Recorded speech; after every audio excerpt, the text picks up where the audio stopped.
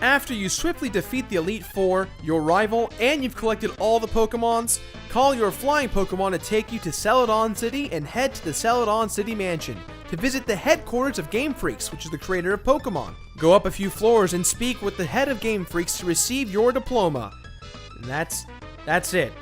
That's all you get for completing your Pokedex and catching all 51. That's it.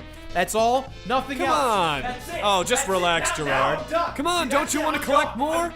Hey, where you go? Hey, get back here. No, I don't want to collect any more, Greg. I don't want to collect any more. Getting all 151 Pokemon does nothing but get you a fake certificate. Is that what you want? I'm gonna get a fake certificate and print it out with my Game Boy Color printer. Calm down, just drink your iced tea and you'll be okay. Why should I drink your iced tea? Why? Because live from the internet, it's the world famous Completionist! What about that for? It's $1.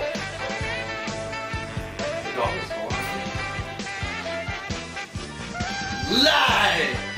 Starring Gerard Khalil, the Completionist, Greg Wilmot, the Mediocrist, Nico, the price-gouging cat, Old Man Snitches, Shirako the Laser Clown, featuring Big the Cat, Amy Poehler, first, Gung Ho Al, with a live performance from Carlos Padilla. Get back to work. Yes!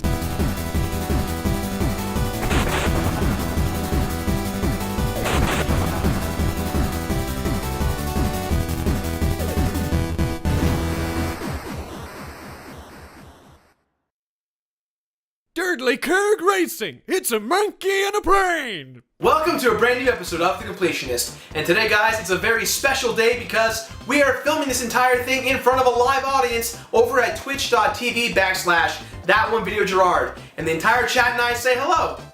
Why weren't you here earlier? You should have been here. Do you not love us? You could have picked the game. One of you's gonna wait for the screen, I know it.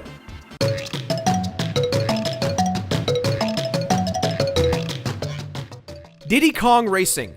Nintendo took a huge risk by putting a lesser-known supporting character in the lead role of their breakout karting game that wasn't Mario. But Edmund, why isn't this Mario Kart? Mario Kart is #1. It's the first one. It's the best one. It has balloons. Wait, they both have balloons. Where's Donkey Kong?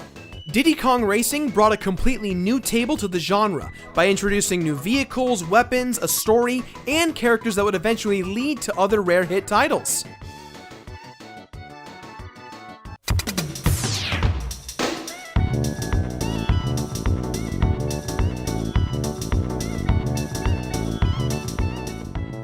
The most surprising part about Diddy Kong Racing is that there's actually a story to go along with this game. So the story goes... Wait, I got this. Alright, so there's this island owned by tigers, and they leave their son tiger in charge of the island. He invites all of his animal buddies to come over and have some fun racing around, including the notorious B.I.G. Diddy Kong. Suddenly, a giant evil space pig takes over the island, and they all have to race each other to save the day. Also, there's an evil clock who wants you to beat his time on every level because he thinks that he's just the coolest darn clock on the block. Tony Hawk, Rock, Talk, Roll, and a delicious chicken drumstick named Drumstick. Oh yeah, there's also an elephant on a flying carpet who yells Barry. Barry! Alright, that doesn't seem like it would actually... Okay, yeah, that's actually pretty accurate, Greg. Well done. Thanks. Extremely weird side stories are my forte. This is for you. This game has a plethora of characters that range from all different animal types, including Conker from Conker's Bad Fur Day and Banjo and Tip-Top from Banjo-Kazooie. Where's? Rare planned this game as a soft introduction for these few characters to have their own gaming franchises. Unlike other kart racers, Diddy Kong's crazy story is really what makes it different because, well, most kart racers don't have stories.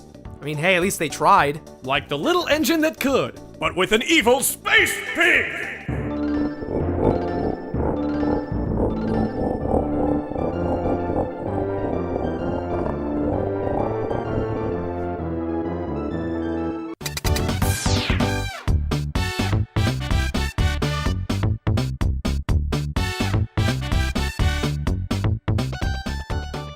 all know that the N64's hardware limitations never stopped Rare, let alone Nintendo, from creating masterpiece titles. They embraced whatever they received and pushed the bar further with each game. Prior to Diddy Kong Racing, on the Nintendo 64 we had instant classics such as GoldenEye and Killer Instinct Gold. I want to be the werewolf. To go along with its wonderful cast of characters, Diddy Kong's open world approach is a welcoming change to the realm of kart games.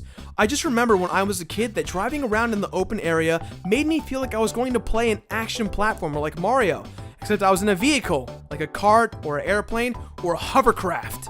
The graphical layout of the overworld was just astonishing, especially if you've traveled around the different terrain.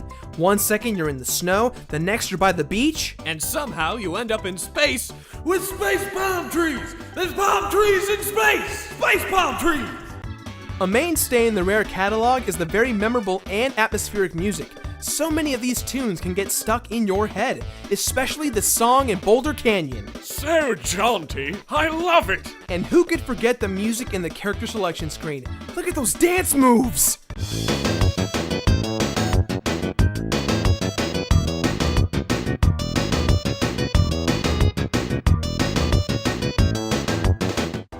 Just like in the future Rare title Banjo-Kazooie, the cutscenes and dialogue are filled with fun one-liners, great character models, and hilarious reaction sound effects. Look, Conker is still just an innocent kid. He had no idea of the harsh turn his future would bring. That poor guy really went downhill. Space pig squirrel.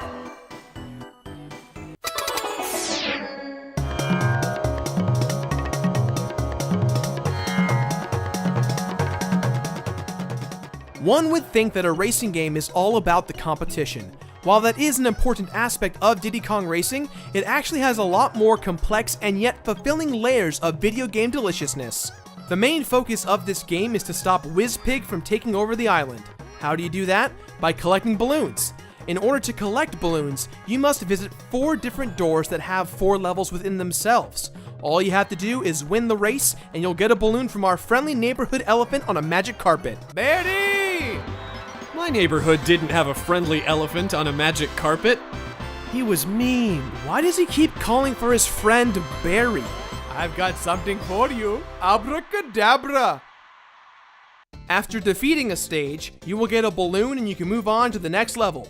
The more balloons you collect, the more levels you can visit, as each level has a number of the required balloons on the front of the door. Balloons? See? I told you, this game's got 'em. It's what the kids want. Balloons! Speaking of balloons, that is your source of power in this game. In each level there are 5 balloons that are colored. There's the red balloon, which is a missile, the blue one, which is a boost, the green balloon, which is a oil spill / landmine kind of effect, the yellow and purplish pink one, that's a shield, and the rainbow balloon, which allows you to use a magnet to pull yourself to another racer. What's really cool about these balloons is that the power-ups stack 3 times. So for instance, if you get a red balloon, you will get 1 missile. If you get it again, it turns that missile into a homing missile. And if you get it 3 times, you will have 10 missiles to unleash a barrage of missiles. A missile barrage. Yeah, balloon. What? Missile? Missiles? Yeah! Kids want missiles! Give the kids the missile! Missiles for kids! 2012! There's one thing that this world needs more than food for children, and that's missiles. Missiles for kids. Donate everything you can so we can put a missile in the hand of every child in the world. Missiles for kids, because we love explosions. What makes this game really kick tons of ass is the different vehicles you can drive. Of course, you've got your standard carts, but some levels will have you use a hovercraft and others will have you use an airplane. This is a fantastic change of pace as it keeps the game from going stale. Now, I do enjoy using the plane a lot, but the hovercraft is definitely not my favorite. It's actually quite difficult to control. Why is this thing so squirrely? Why am I just want to go forward. No, I don't want to go to the side. I don't want to be on the beach anymore. Is that a log? Why are there logs in the way? After you've beaten each of the 4 stages, you will unlock a boss race with one of the guardians of the island. After you've defeated that guardian, you must revisit the 4 stages you just beat and collect the 8 rare Nintendo coins scattered throughout the levels. You also must win first place, and after you've accomplished that goal, you'll then meet up again with the same Guardian, who for whatever reason has become way more difficult than before. Nah, it's the roids, man. Not the hemorrhoids, the steroids. But it's not over yet. Once the Guardian's dreams have been crushed, you will then get a piece of the Pig Amulet, which allows you to visit the Space Pig later on after you've acquired the other pieces. You will also unlock the Trophy Race, which then converts the game to handle like a traditional Mario Kart or Kart Racer. So you essentially have to play every level 6 times? Yep. That is one evil space pig! Before you head out, if you drive around for a bit, you will find a door with a lock on it. In one of the 4 levels, there's a hidden key that you can get, and if you get that key, the door will open, and you will battle other racers in a multiplayer style game. My guess is the game developers wanted you to get accustomed with the multiplayer aspects of this game. Defeating these stages will garner you a piece of TT's amulet. While we're on the subject of TT the Clock, he hovers around every lobby of every world. If you run into him, you can then turn on his time trials in which you must try your best to defeat his best time, which is not always fun. That evil hobo clock. And so, the legend tells us that the evil clock will roam through the center of your town. And if you go to this clock, he will give you a challenge. And that challenge is to beat his time on the track. Now, if you beat his time, and you beat all of them, you can become the evil clock.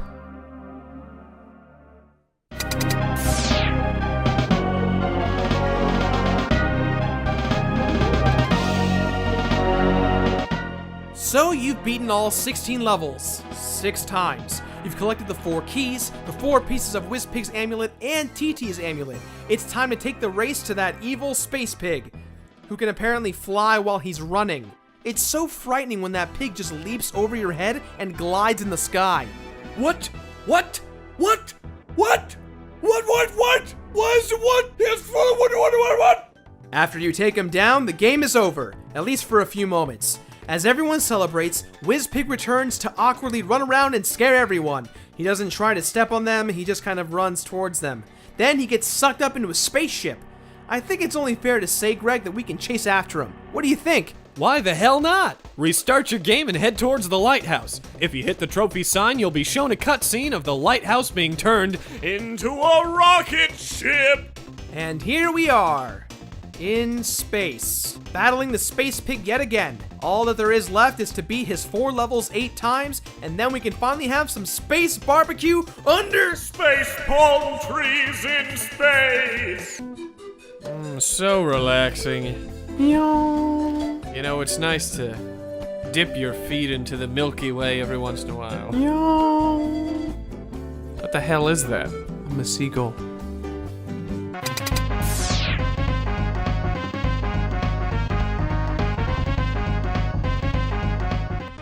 In the N64 version of this game, there are 2 hidden characters, a second playthrough mirror mode, and more than a dozen cheat codes that you can use to alter your experience.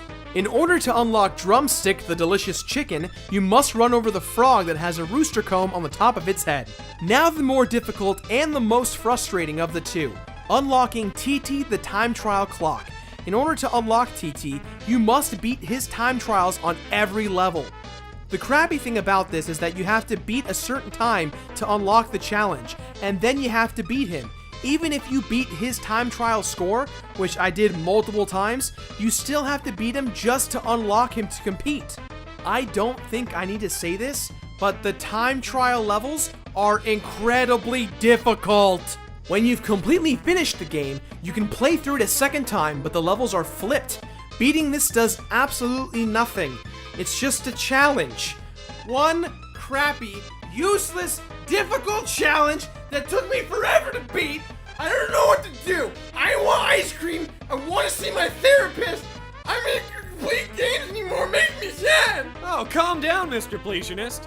Let me finish it from here. There are more than 20 codes that you can alter the performance of the game in funny ways, great ways, and cheating ways, you cheater. Don't cheat. Clean your room, America.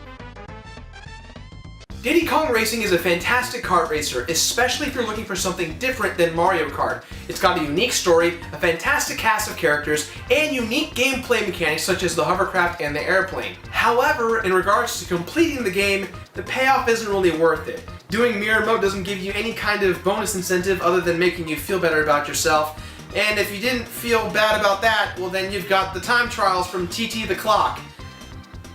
It's not worth it. It's not worth it. You hear me? It's not worth it. You understand? It's not worth it. Is the camera out of focus yet? With that in mind, guys, this game gets my completionist rating of finish it. Finish it! That is all the time we have for today, guys, so please, as always, leave your positive or negative comments in the boxes below. Don't forget to like us on Facebook, follow us on Twitter, and Tamble your way on Tumblr. From the bottom of all of our hearts here at the show, I just want to say thank you all so much. Thank you right now, first off, to everyone who's been with us for the live streams. If you're not there now, you definitely should go there. We're going to be live streaming until Saturday at noon for the end of King of the Web. In regards to King of the Web, thank you guys so much for supporting us. I think it's safe to say that we're doing really well, and we could not have done it without all of you guys at home, using Facebook and Twitter and Tumblr. If we win King of the Web, the quality of the show is only going to go up, and I have to say, without your guys' help, we couldn't do that, so thank you so much. Now, if you excuse me, live action dance party!